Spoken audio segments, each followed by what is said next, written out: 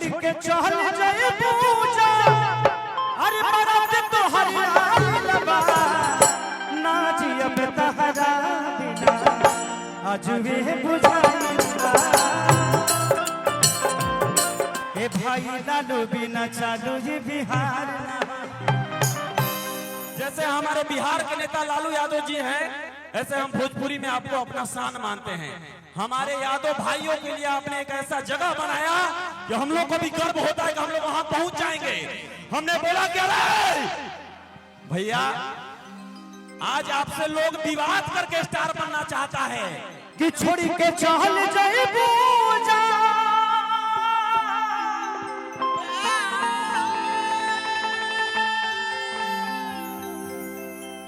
डर लगता रिलीज नहीं के भाई, देखा लो भाई रिलीज नहीं के भाई। ए लइकन के प्यार खातिर होता नहीं एक करी कि छोड़ के चल जाए पूजा अरे मरद तो हरियाणा बा ना जियब तहरा बिना अजवे बुझाइला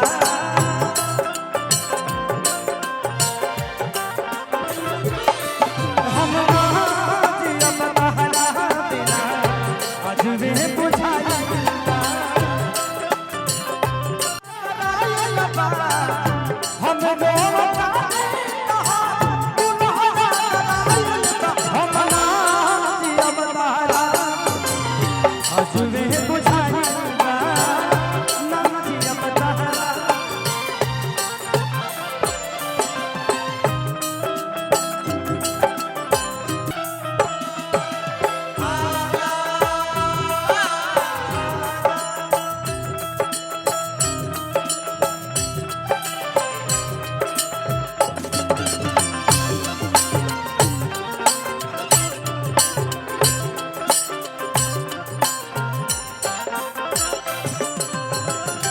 छोट भी आई तरंतरा बा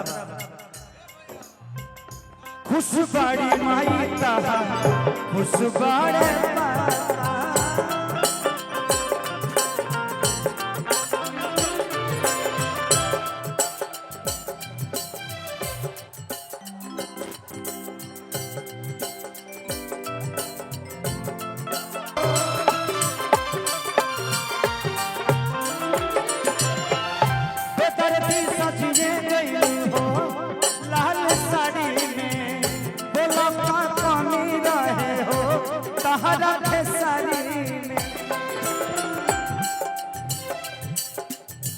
भसुर के भी आई पीने भसुर के भी आई पीने कहना धराइल बा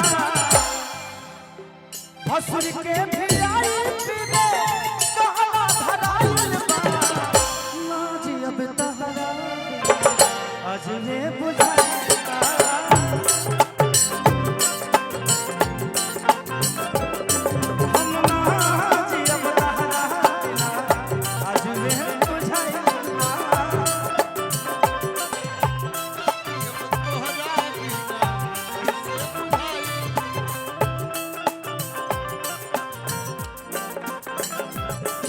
चल जाए पूजा मरद तो हरियाणा बा छोड़ के चल जाए पूजा मरद तो हरियाणा बा चले के बाद कि ना जियब तहरा बिना चलते तो हम ना जियब तहरा बिना आजवे बुझाइला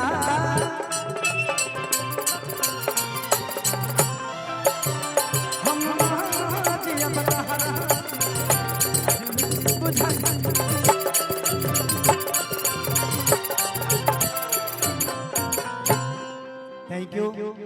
और बहुत सारे कलाकार हैं जो कि यहाँ पे आए हैं। हम सब भाई जितने भी आप लोग हैं ये सारे लोग हमारे भाइयों को प्यार और आशीर्वाद देने के लिए आए हैं।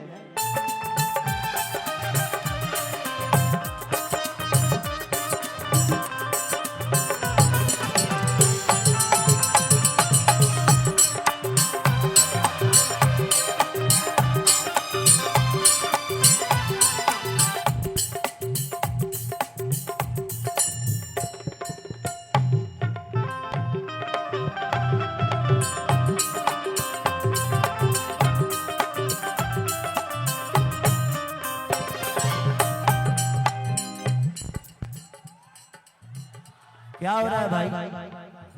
थोड़ा सा आप लोग पीछे जाएंगे तो मुझे अच्छा लगेगा, क्योंकि ये साउंड मुझे सुनाई दे नहीं।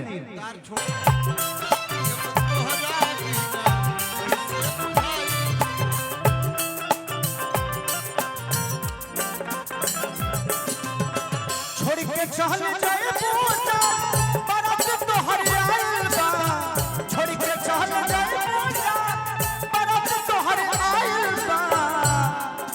चले के बाद कि ना जिया बेतहरा बिना चलते तो हम ना जिया बेतहरा बिना आज ये बुझाइता।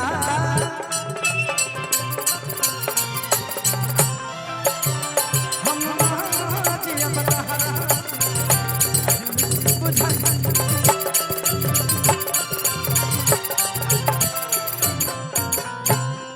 Thank you. और बहुत सारे कलाकार हैं जो कि यहाँ पे आए हैं। हम सब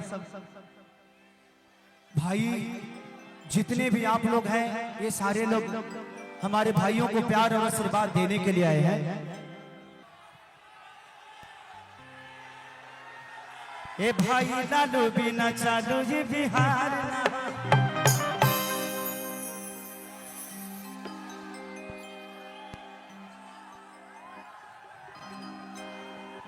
कि बच्चा बच्चा कहूँ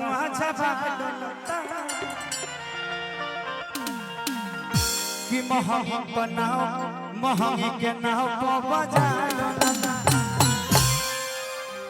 कि तेजस्वी के बिना सुधार न होई,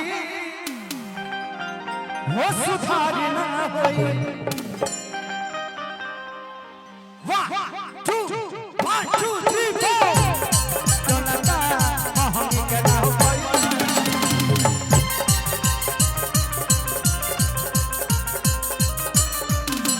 बच्चा बच्चा देखो बिहार बोलता महंगी के नाव को बाजार बोलता।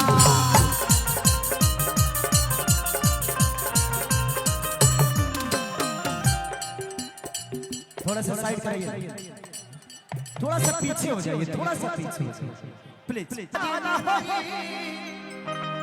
हो सुधार ना होई ए भाई लालू बिना चालू ये बिहार।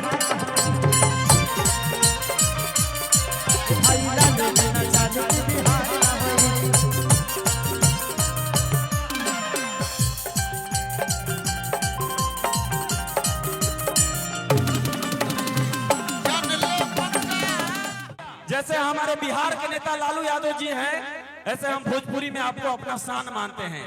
हमारे यादव भाइयों के लिए आपने एक ऐसा जगह बनाया कि हम लोग को भी गर्व होता है कि हम लोग वहां पहुंच जाएंगे। हमने बोला कि अरे मंदिर बिना पुजारी के, अब भोजपुरी बिना खेसारी के अधूरा था। अखिलेश भैया के चैनल से वो गीत कौन की कि झूठो भोजपुरी में विवाद भइले बा। भैया आज आपसे लोग विवाद करके स्टार बनना चाहता है। मैंने उस समय गाया कि झूठो भोजपुरी में विवाद भइले बा, शुरू से खेसरी नुराज कइले बा। एक लाइन जो आपके लिए मैं कहता हूं कि ट्रेंडिंग के ये शुरुआत कइले बा, शुरू से खेसरी नुराज कइले। भैया खाती कह दी हो, कह दी अरे की राउरता जुलुफिया बनम जान लेवा बाटे जी, आज की बोलिया अरे मिठाई पचा लेवा बाटे जी।